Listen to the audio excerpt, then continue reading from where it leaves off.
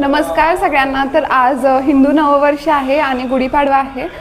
आज सण तर स्पेशल आहे, तर माझ्यासाठी स्पेशल असणार आहे बिकॉज मी आज पहिल्यांदा पुरणपोळ्या करणार आहे. म्हणजे सगळ्या गोष्टी मी स्वतः करणार आहे. डाळ मी शिजवणार आहे, वाटण मी करणार आहे आणि पोळ्या पण मी लाटणार आहे. त्याच्यामुळे आजचं माझ्यासाठी जरा जास्त स्पेशल गुढीपाडवा असणार आहे. नमस्कार मंडळी, मी स्नेहल परमेश्वर भोपी तुमच्या सर्वांचं आमच्या फॅमिलीमध्ये स्वागत करते. आज गुढीपाडवा आहे आणि तुमच्या सर्वांना हिंदू नववर्ष आणि गुढीपाडव्याच्या खूप साऱ्या शुभेच्छा मी देते, आमच्या फॅमिलीकडून तुम्हाला देते.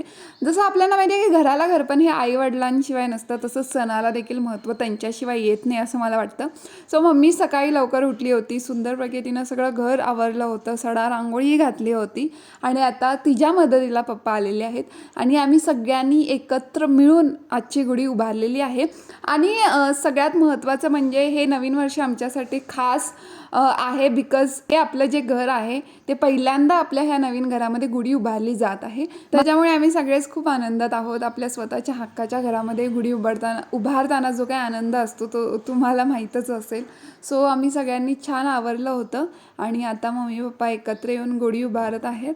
सगळ्यांनी मिळून आम्ही पूजा केली आणि हेच नवीन वर्ष सगळ्यांसाठी खूप चांगलं सुरळीत जावं हीच प्रार्थना केली. पहिल्यांदाच मी आज पोळ्या बनवणार आहे, पुरणपोळ्या. त्याच्यामुळे मला अंदाज नाही माहिती आहे की किती डाळ वगैरे घातली पाहिजे. सगळं मम्मी सांगणार आहे पण बनवणार मी आहे. पितळेचं ताट, पितळेचं काय ते नाही, गॅस पेटा पाणी कशात ह्याच्यात.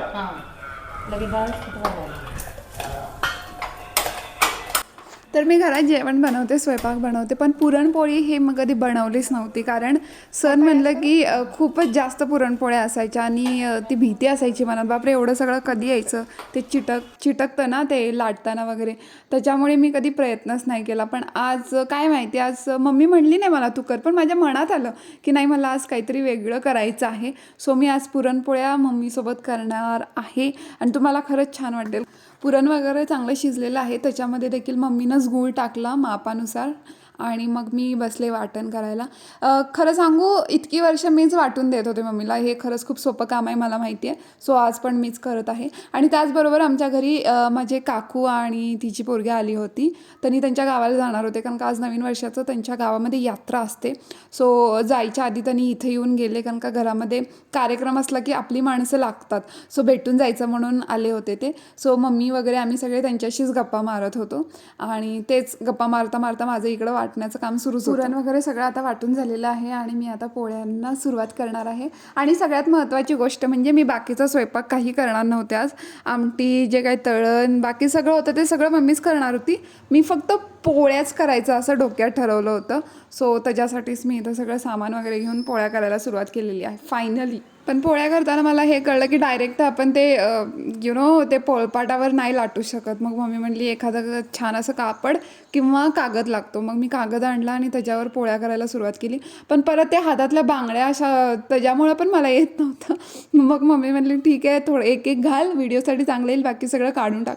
खरं सांगू गाईज, म्हणजे ॲज अ गर्ल पण साडीमध्ये स्वयंपाक करणं खरंच अवघड आहे. बिकॉज एकतर सवय नसते, दुसरी गोष्ट असं म्हणजे असं थकल्यासारखंच होतं आहे. आणि त्या अंगावरचं जर जास्तच असेल आपल्या दागिने वगैरे शृंगार म्हणल्यावर तर ते जरा जास्तच कंटाळा आल्यासारखं होतं.